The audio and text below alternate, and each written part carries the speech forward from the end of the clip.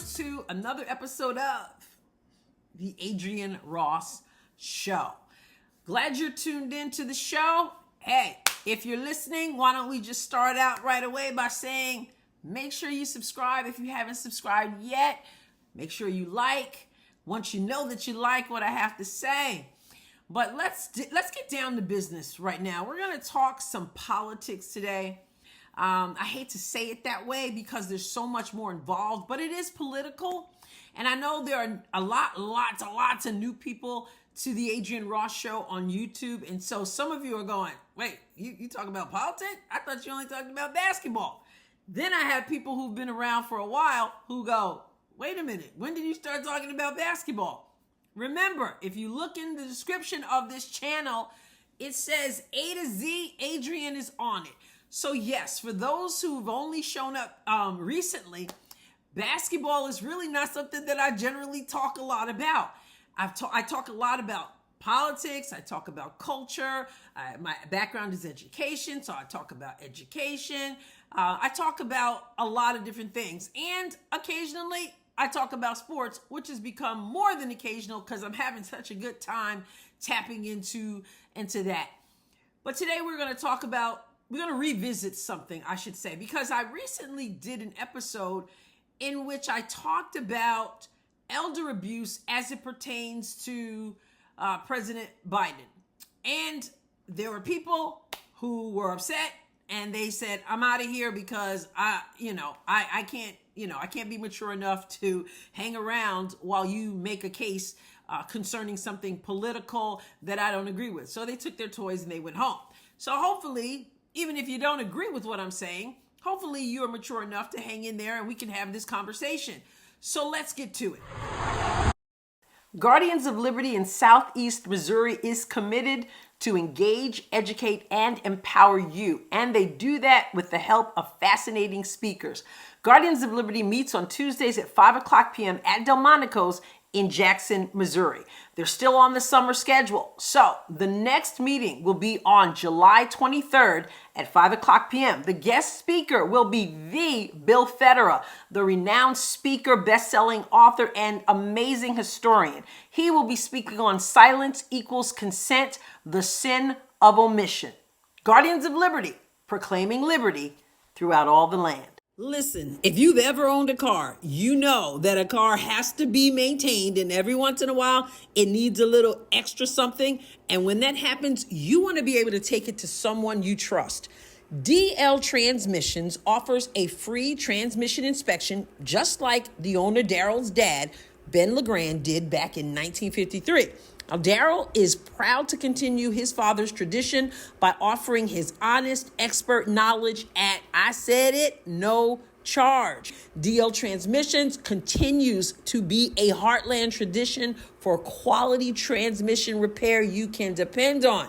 Pick up the phone and call them at 573-334-8726. That episode, I said this is so much more than politics with President Biden. I said, which I have written about before, which I have said before, and so I reiterated that we have a president who appears to have some issues. Physical issues, appears to be cognitive issues, and I hear it already. The people are going to say, are you a doctor? How can you diagnose? I'm not diagnosing anything. But I'm seeing what all of us are seeing, if we're being honest. And honestly, it hurts my heart to see President Biden in the state he's in. And I don't just mean the obvious physical state or the cognitive stuff. I don't just mean that. It hurts my heart because I feel like people are taking advantage of him because I don't feel like the president is up for the job.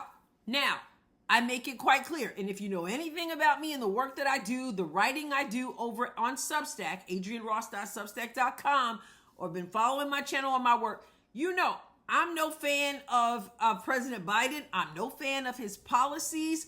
I'm a conservative, And I make no apologies for that. So no delusion there. I'm not a Biden supporter, okay? But I am a human being.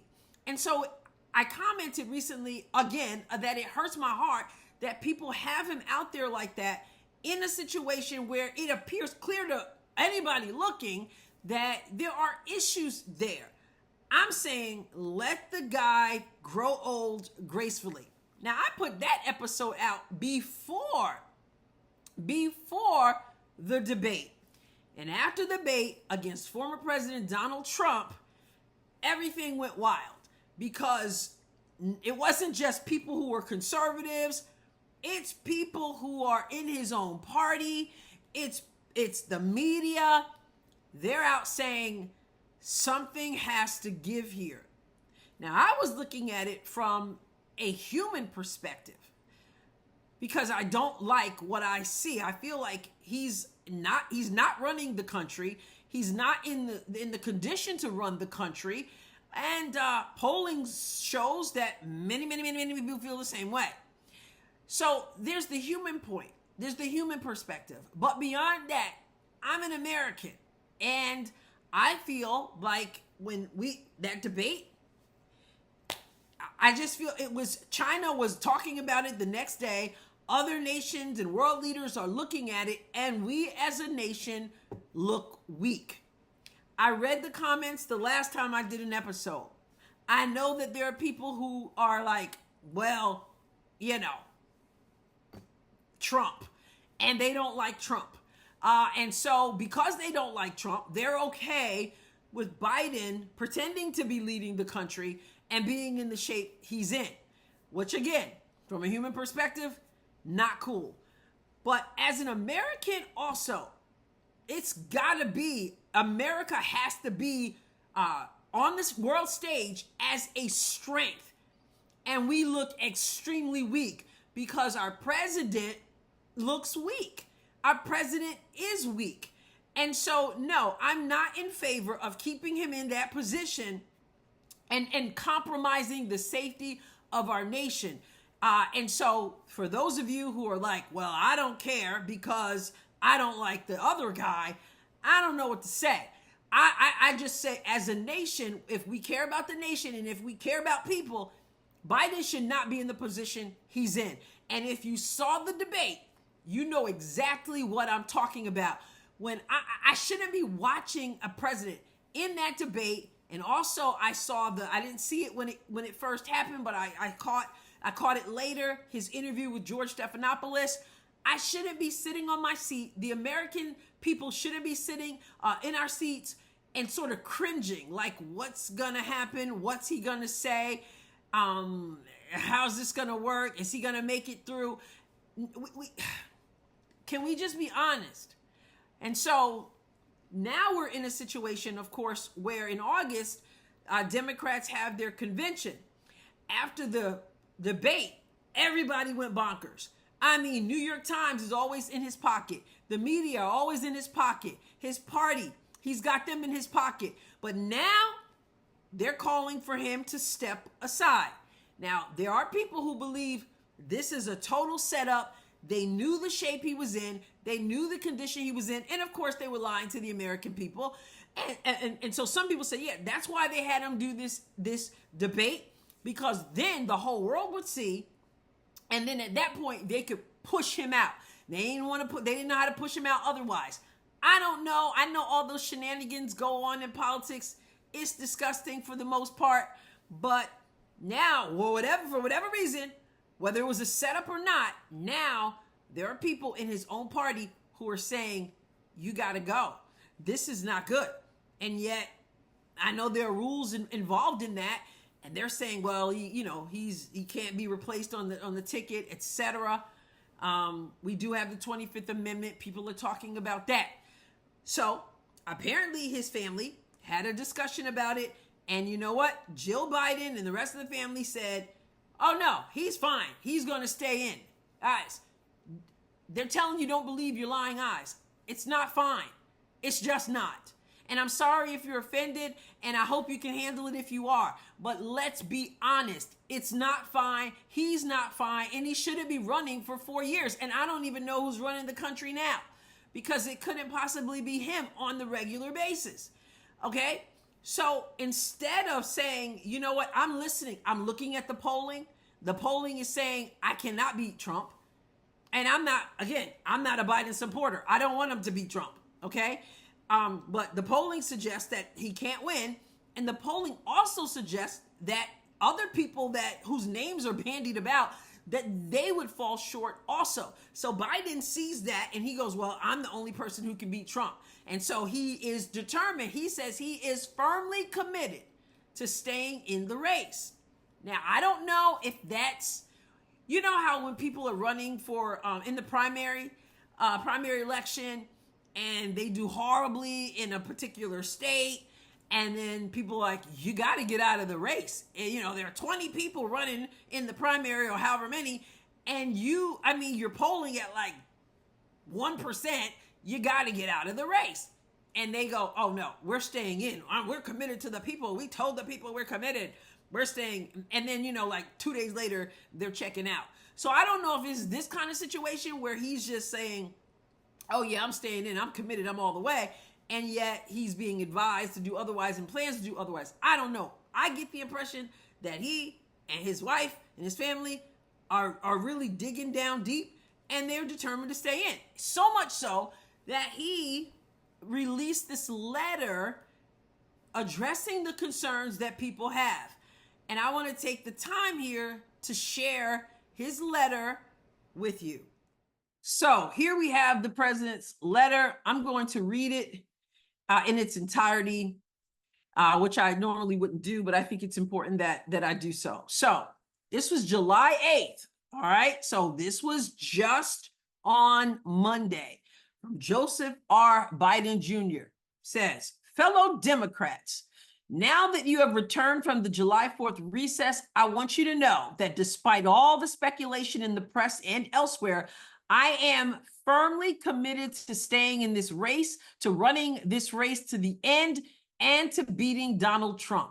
I have had extensive conversations with the leadership of the party, elected officials, rank and file members, and most importantly, Democratic voters over these past 10 days or so. I have heard the concerns that people have, their good faith fears and worries about what is at stake in this election. I am not blind to them. Believe me, I know better than anyone the responsibility and the burden the nominee of our party carries. I carried it in 2020 when the fate of our nation was at stake. I also know that these concerns come from a place of real respect for my lifetime of public service and my record as president, and I have been moved by the expressions of affection for me from so many who have known me well and supported me over the course of my public life. I've been grateful for the rock-solid, steadfast support from so many elected Democrats in Congress and all across the country, and taking great strength from the resolve and determination I've seen from so many voters and grassroots supporters, even in the hardest of weeks. Okay. He goes on to say, I can respond to all this by saying clearly and unequivocally, I wouldn't be running again if I did not absolutely believe I was the best person to beat Donald Trump in 2024. Now, I'm going to stop right here. I don't necessarily doubt that he believes that, but if he's got some issues going on, and if he just wants to stay in power, or if he's listening to people not giving him sound advice, of course he's going to believe that. And hear me, I mean no disrespect for Biden as, I'm not trying to diss Biden.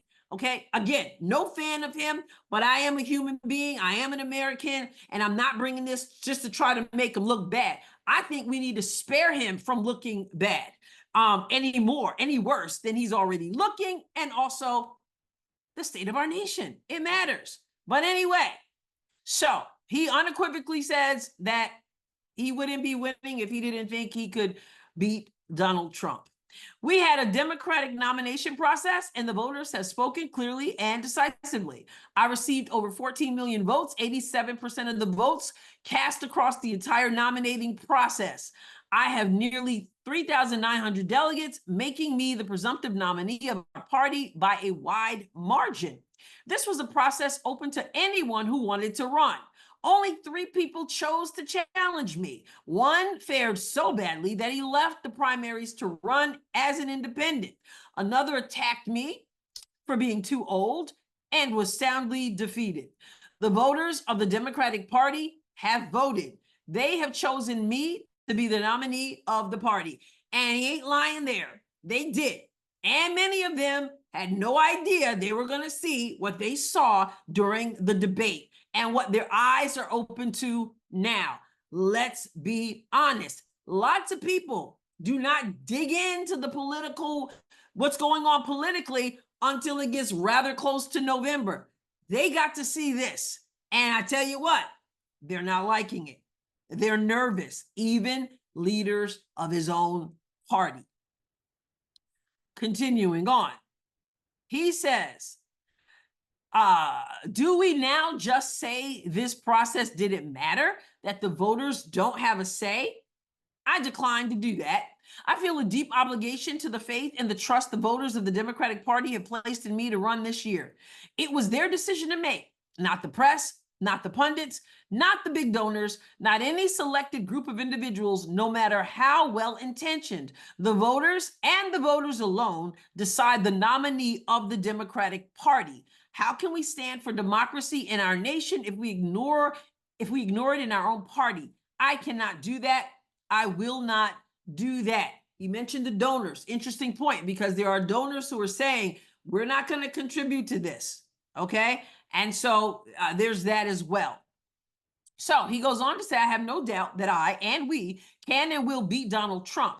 We have an historic record of success to run on, from creating over 15 million jobs, including 200,000 just last month, reaching historic lows on unemployment, to revitalizing American manufacturing with 800,000 jobs, to protecting and expanding affordable health care, to rebuilding America's roads, bridges, highways, ports and airports, and water systems, to beating big pharma and lowering the cost of prescription drugs, including $35 a month insulin for seniors, to providing student debt relief for nearly 5 million Americans, to an historic investment in combating climate change. And so he's touting some stuff. I'm not even going to debate all that he said. He believes he was a good president. I assume some of you do. A vast majority do not. Continuing. More importantly, we have an economic vision to run on that soundly beats Trump and the MAGA Republicans. They are siding with the wealthy and the big corporations, and we are siding with the working people of America. I'd like a fact check on that. Okay. I actually am not going to read all of this. There's a whole lot more here. I'll skip through a little bit. He goes on to say, we are protecting the freedoms of Americans. Trump and the MAGA Republicans are taking them away. Did anybody live through COVID? Who was taking away America freedoms? Who was taking away people's jobs and trying to make them take a shot? Okay, anyway, let's continue. I'm not going to read all this. Again, there's too much going on here. But at the end, he says, the question of how to move forward has been well aired for over a week now, and it's time for it to end. We have one job, and that is to beat Donald Trump. We have 42 days to the Democratic convention and 119 days to the general election. Any weakening of resolve or lack of clarity about the task ahead only helps Trump and hurts us. It is time to come together, move forward as a unified party, and defeat Donald Trump. Now, that's a 2-page letter, a very, very long letter. And so it appears that he intends to continue in this race, and he believes no matter what the polling says, and George Stephanopoulos pointed out the polling doesn't matter, he is determined that he's on point and that he can do the job and that there's nothing wrong with him and that he just had a bad night during the debate. Interested to hear what you think. And when I say that, I don't mean I don't like Trump, so that's what I think. I mean, do you really believe that this president is up for the job? He's 81 years old. We see what we see.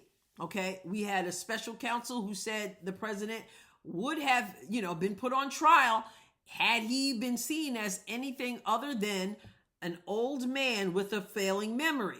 There were various things he couldn't remember. The Wall Street Journal just did a report. So you can just see it here. The Wall Street Journal, it says how Biden's inner circle worked to keep signs of aging under wraps. So you can see that here. The subtitle says aides kept a tight rein on the president's travel plans, news conferences, public appearances, and meetings with donors while Biden's stumbles became increasingly obvious. In this piece, it talks about how he struggled with various things, how frail he looked, but it also talked about how he apparently was trying to remember Army and Navy folks, what they're called, and he couldn't remember the word, and somebody had to help him say veterans. And again, he's older, and this happens to, a lot of people forget things, but it's a whole lot, I mean, we know. I don't have to go through all that. If you haven't seen it, I don't know where you've been. But he told George Stephanopoulos that he was not getting out of the race. George Stephanopoulos said, if you can be convinced that you cannot be Donald Trump, will you stand down? Because remember, for the Democrat Party, they don't so much care about him. They don't so much care about where we stand on the world stage. What they care about is that they can remain in office and that they can defeat a Biden's opponent, and that being Donald Trump. And so he said, so if you can be convinced that you cannot beat Donald Trump, will you stand down? And he kind of smirked and laughed, and he says, well, it depends. If the Lord Almighty comes down and tells me that, I might do that, which is interesting. If the Lord tells me, I might do that, he said first. And then a little later in the conversation, he said to Stephanopoulos, if the Lord Almighty came down and said to get out, then he would. But he said, but the Lord isn't coming down. And so to me, this reminds me of a situation at times when people are like, well, if the Lord gives me a sign, if the Lord comes down and sometimes, it's just obvious. You don't need the Lord to come down and tell you. What you need are advisors and family members who love you enough and love country enough and put country first enough to tell you. And especially, and again, I'm not making fun of him. I can't stand it. It's despicable. It irks me and it makes me want to puke that there are people who laugh and make fun of him in terms of dementia and things like that. If you have been a person who has walked with family or you are walking with family who are going through these things, it's not funny. If you understand that you reap what you sow, if you understand we all need God's grace and help, then it makes you kind of think twice about making fun of certain things. So I'm not making fun of him, but I am saying that sometimes signs are there that you're not listening to. And if you're not in a sharp cognitive state, and if you want to finish this job, and if you're power hungry, then it's even more deep, then you may not get it, and that's where, unfortunately, other people may have to take you by the hand, and there's a lot of people taking him by the hand, leading him and guiding him when he gets confused.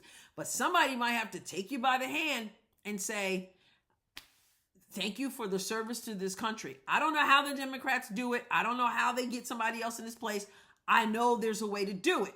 And the thing is, some of them want him to stay in there because Kamala Harris, vice president, is not popular and she's not liked.